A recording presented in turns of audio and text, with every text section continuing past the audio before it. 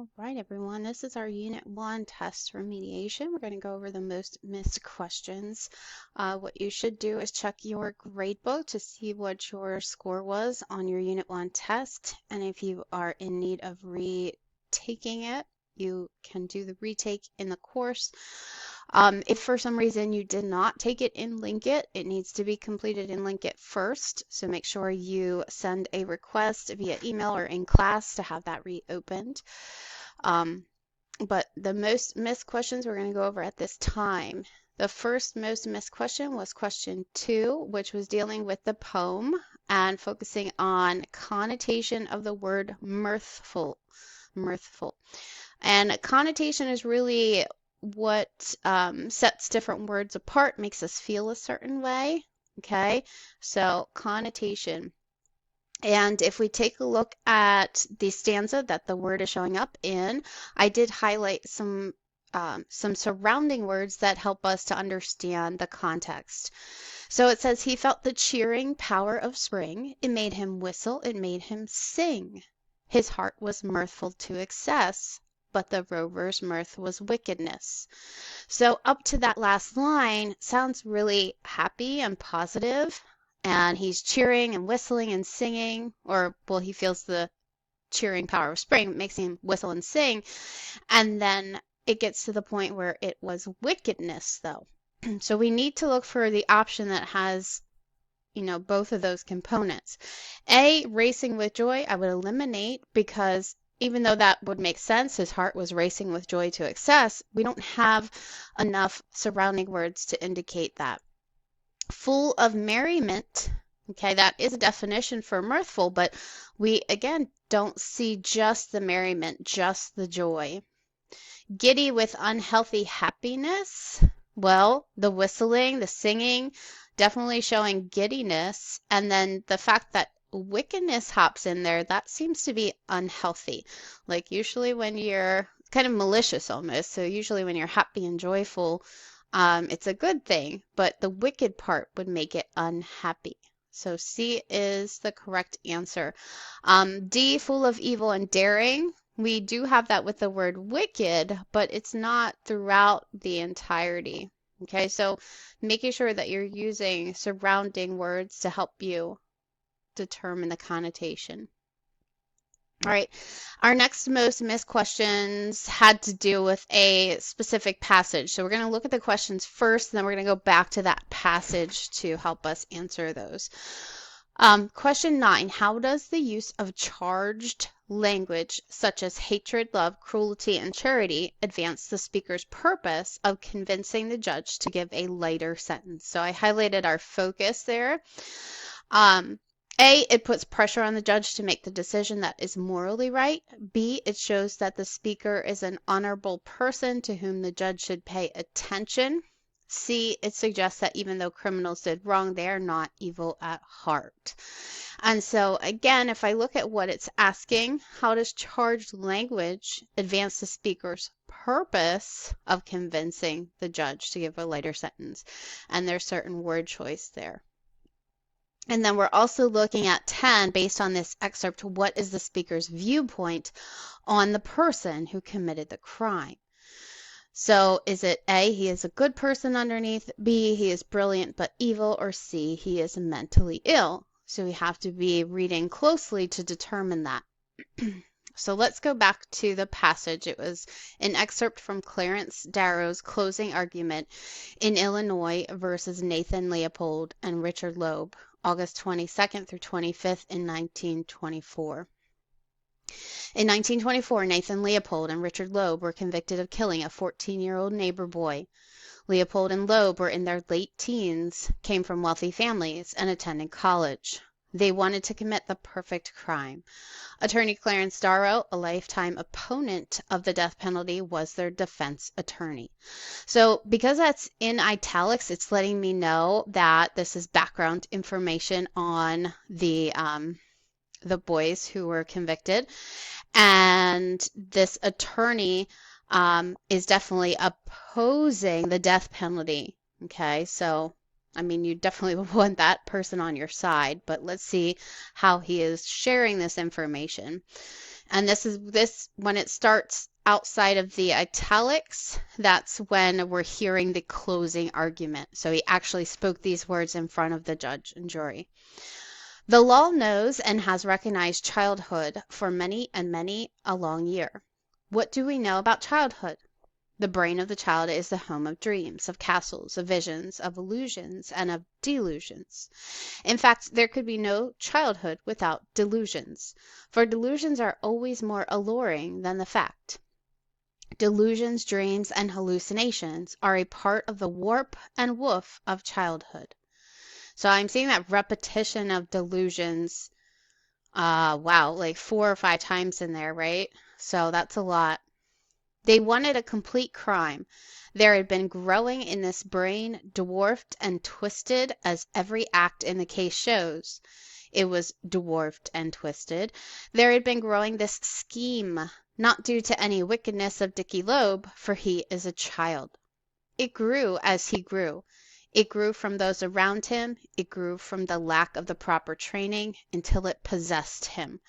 So I did pre-highlight some of these word choices, and these are going to help us to determine viewpoint and also help us out with kind of that closing statement and the reasoning for why he or how the word choice, the loaded language works. All right, continuing on. He believed he could beat the police. He believed he could plan the perfect crime. He had thought of it as they talked. He had thought of it and talked of it for years. He talked of it as a child and worked at it as a child. And this sorry act of his, utterly irrational and motiveless, a plan to commit a perfect crime which must contain kidnapping and there must be ransom, or else it could not be perfect, and they must get the money. So I note in that one there's a lot of repetition of the word perfect. And this concept of perfect to me is it's a pretty impossible thing. Like, what is perfect? What is perfection? And how perfection can make someone feel a certain way, sometimes make it really difficult to obtain perfection, right? If these two boys die on the scaffold, which I can never even yet bring myself to imagine, if they do die on the scaffold, the details of this will be spread over the world. Every newspaper in the United States will carry a full account. Every newspaper of Chicago will be filled with the gruesome details. It will enter every home and every family. Will it make men better or make men worse? Would it harden the heart of man or would it soften it? How many men would be colder and crueler for it? So lots of questions here. And again, he is opposing the death penalty. So pointing out how that action or that sentence could definitely impact the public. Do I need to argue to your honor, that cruelty only makes cruelty, that hatred only causes hatred, that if there is any way to soften this human heart, which is hard enough at its best, if there's any way to kill evil and hatred and all that goes with it, it is not through evil and hatred and cruelty. It is through charity and love and understanding. And those words were highlighted because they deal directly with the question of the charged language. So let's go back and revisit. Again, 9, how does the use of charged language such as hatred, love, cruelty, and charity advance the speaker's purpose of convincing the judge to give a lighter sentence? A, it puts pressure on the judge to make the decision that is morally right. B, it shows that the speaker is an honorable person to whom the judge should pay attention. Or C, it suggests that even though the criminals did wrong, they are not evil at heart. And after reading that, I really feel like you could do process of elimination here. It is not about the credibility of the speaker at all. This is a trial. We're trying to make sure that his clients do not get the death penalty, right? So convincing of a lighter sentence, words like hatred, love, cruelty, and charity have to do with the human morale. And so this concept of pressuring the judge to do what is morally right is the correct answer. He doesn't even talk really about the fact that even though they did wrong, they're not evil at heart. Like, that's not the emphasis, especially about convincing the judge to give a lighter sentence. It's about you can't, you know, expect to do something that's cruel to somebody else and fix what they did. Okay.